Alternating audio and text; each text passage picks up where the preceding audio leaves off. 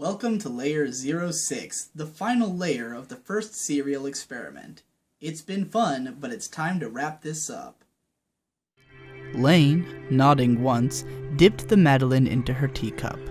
Feeling as if she were doing something ill-mannered, she stole a glance up at Yasuo's face. Yasuo only smiled, looking at Lain through squinted eyes. Did he used to look this old? Lain tried to recall the Yasuo she had known when he had been her father. No, Yasuo was and always would be her father. Whether this was because Lain desired it, or because Yasuo wished it, Lain did not know. As she closed her eyes and raised the tea-soaked Madeleine to her lips, the sweet aroma wafted up, gently tickling her nose. Lain closed her eyes and bit into the Madeleine. Oh. The sweetness and warmth of the soaked Madeleine spread throughout her mouth, washing over her cold, tense body, filling her with kindness. From behind closed eyelids, she sensed that the evening light enveloping them had grown slightly brighter. Lain slowly opened her eyes. This evening light. Lain had basked in it before, but now she had no memory of it. Yasuo continued to sit in front of Lain. "Isn't it good, Lain?" Yasuo's low, gentle voice resonated tenderly in Lain's ears. Her father's voice, so kind. A different warmth welled up inside her chest, and, feeling hot tears in her now open eyes, Lain nodded. Yes. Lain recalled how she had, for no particular reason, always cowered at the sound of Yasuo's voice. Why had she been so scared? It was such a kindly voice, such a pleasant voice. The tears fell down her cheeks, one after the other. The tightening in her chest was so severe that it was painful, and yet Lain must have wished that this pain would last forever. For this pain could only be felt, would only be understood, because she perceived a physical body. And now, all that she had obtained at the cost of the suffering that she had endured now existed as memories inside of Lain. That is why Lain was happy for this kindness. The sheer magnitude of kindness was clear to her, and that was not all that she understood. Landscape. Layer 12. Echo. Layer 13.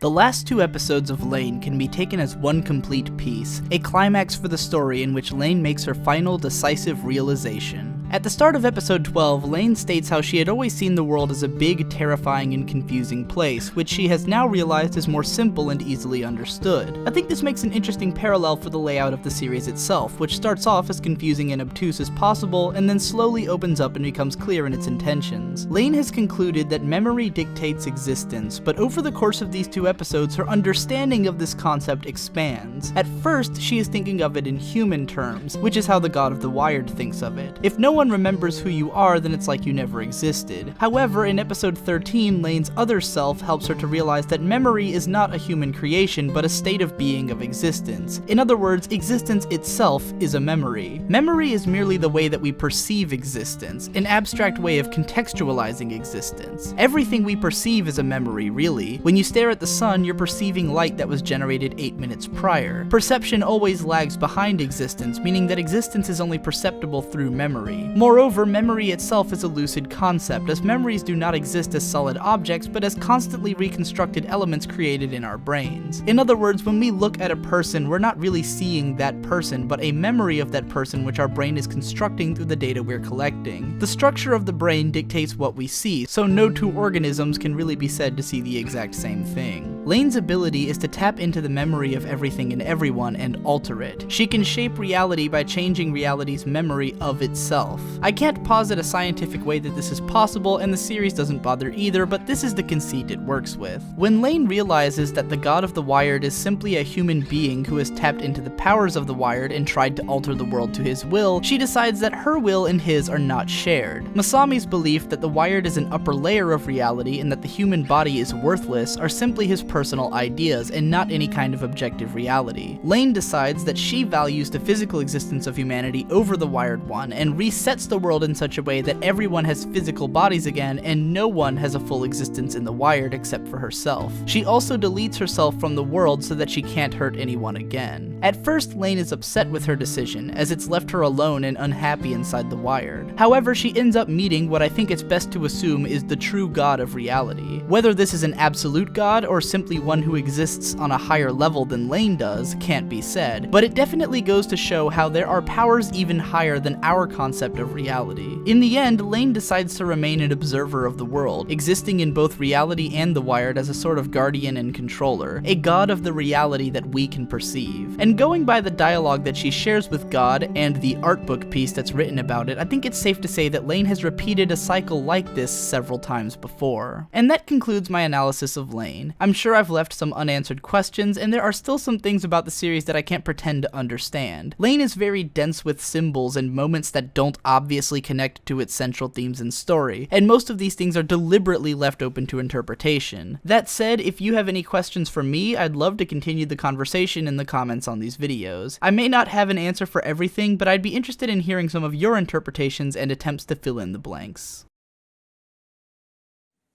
This concludes the first serial experiment. Please stick around as the second serial experiment will begin very shortly.